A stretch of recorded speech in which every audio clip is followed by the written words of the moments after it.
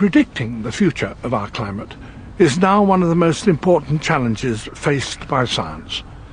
The more accurate our picture of how our world will change, the better we can make decisions about what we should do. Well, last year the BBC, along with a team of scientists, launched what is the world's biggest climate predicting project. British scientists are running the world's most advanced programme for forecasting climate change. Its aim to use the combined power of thousands of personal computers to produce an accurate model of our future climate. Anyone, young or old, could take part and get meaningful results. The computer models help to reveal how much the world is warming and how weather... Altogether, 56,000 people from around the world contributed. The experiment was masterminded by scientists at Oxford University. To get accurate predictions, they needed to run the programme as many times as possible. What would have taken the world's fastest supercomputers 100 years has been achieved in just a few months. It was hugely exciting to see the first results come out and to see that they were looking accurate and very useful scientifically. No one knew what these models would predict until the experiment was carried out. But after thousands of successful runs, there's no doubt that the trend for average temperature is upward. Using these results, we're going to look ahead to 3 different years this century. The first is 2020, just 13 years away.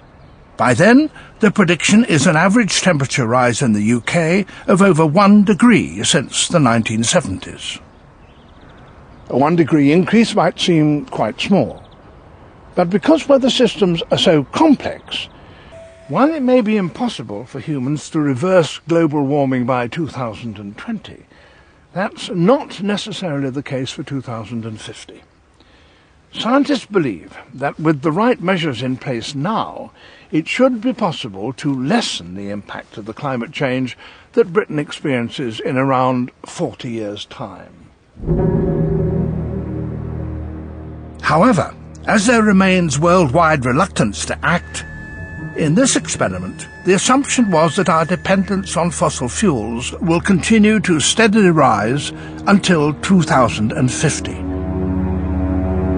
And here, the results show a very significant rise in UK temperatures of around 2.5 degrees.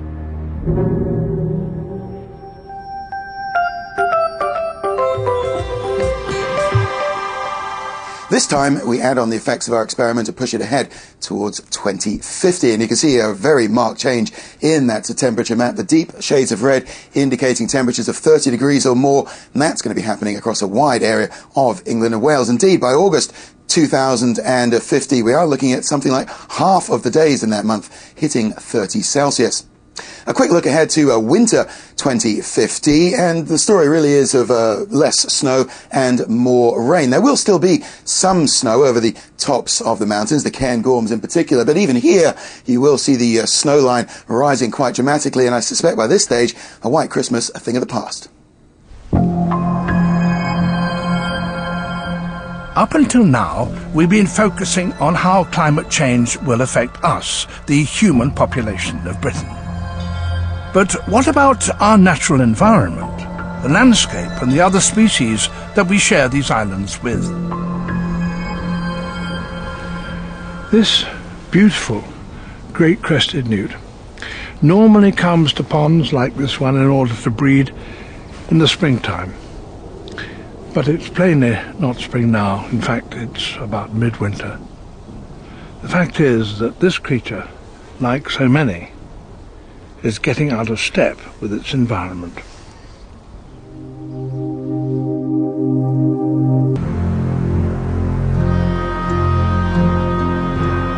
But what might happen even further into the century? Well, our experiment predicts that 2080 will see the average temperature in the UK increase by a huge 4 degrees.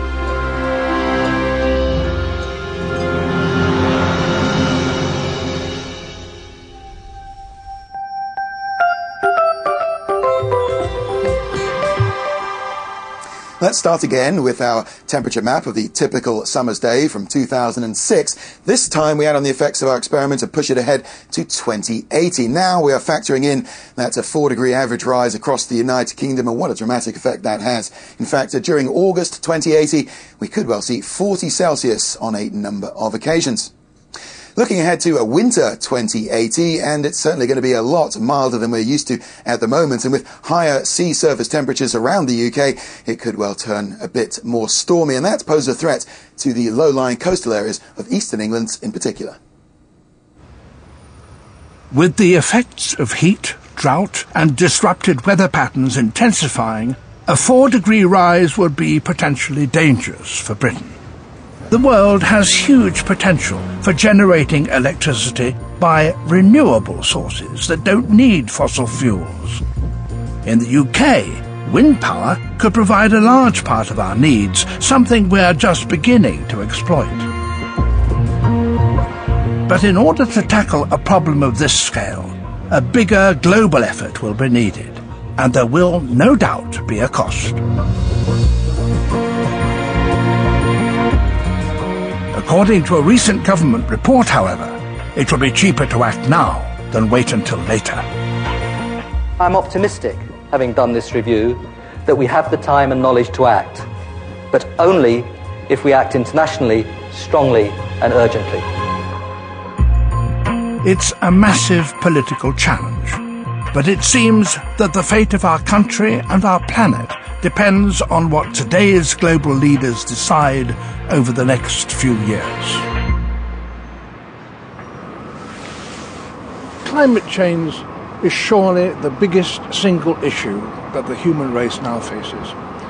And today we stand at a unique, pivotal place in history. We now have the facts. The world is becoming more aware of the reality of climate change. And it's not yet too late to do something about it. For all of us, it's truly the time to act.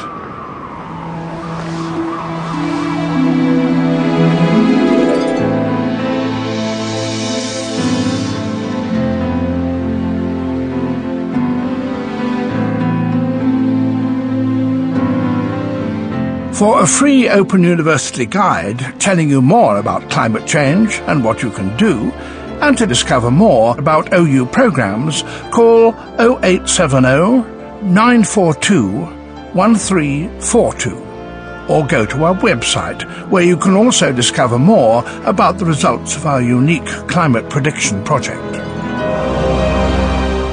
Waking the Dead next on BBC One. On BBC 4, an evening devoted to zoologist Desmond Morris, and BBC 2's at the final of the Masters Snooker.